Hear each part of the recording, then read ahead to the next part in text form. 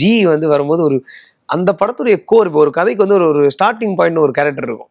அதை வச்சுதான் கதையே ஃபார்ம் ஆகும். சரண்ராஜ் சார் மெயின் வில்லனா இருந்தாலுமே நீங்க பண்ற வேலையில தான் அஜித் சார் வந்து ட்ரிகர் ஆகி எல்லாமே நடக்கிற மாதிரி இருக்கும். இன்னும் ஞாபகம் இருக்கு அந்த இனிஷியல் சீன் வந்து நீங்க போய் சொல்லுவீங்க இல்லையா, நீ வாபஸ் போனா நல்லா இருக்கும், வேணா ஒரே டீம் இருக்க வேண்டாம்னு சொல்லி. அந்த சீன் தான் ஆக்சுவலா அந்த தீப்பொறி ஆரம்பிக்கிறதுன்னு சொல்லலாம். அதான் என்னோட இன்ட்ரோடக்ஷன் கூட தான். ஆமா, இன்ட்ரோடக்ஷன் சீன் அதான் சார். அந்த கதையிலேயும் அது அதான் ஸ்டார்டிங் பாயிண்ட்னே சொல்லலாம்.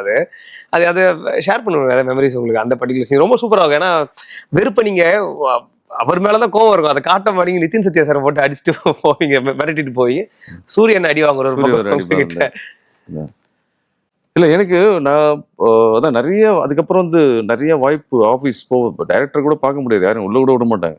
அந்த மாதிரி திடீர்னு வரோம். நம்ம ஃப்ரெண்டு ஒருத்தர் சொன்னார், இந்த மாதிரி லிங்குசாமி சார் ஒரு படம் பண்ணுறாரு. இன்னொருத்தர் இந்த சரவணன் சொல்லிட்டார் டைரக்டர், அவர்கிட்ட அசிஸ்டண்டாக ஒர்க் பண்ணியிருந்தார். அவர் மூலியமா சரி டைரக்டரை மீட் பண்ணிட முடியாதான்னு சொல்லிட்டு போனவங்க.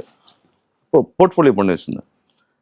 இப்போ லிங்குசாமி சார் தம்பி வந்து அப்போ வராரு, போஸ் சார் வந்து இப்போ வந்து இறங்கிட்டு வர்றாரு. நான் படி விட்டு இறங்குறேன், பார்த்தாரு.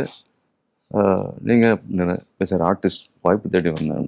அப்படியா வாங்கன்னு சொல்லி மாடி கூப்பிட்டு போனேன். நான் ஷூஸ் கூட கட்டல, இப்படியும் ரிஜெக்ட் பண்ணுவாங்க.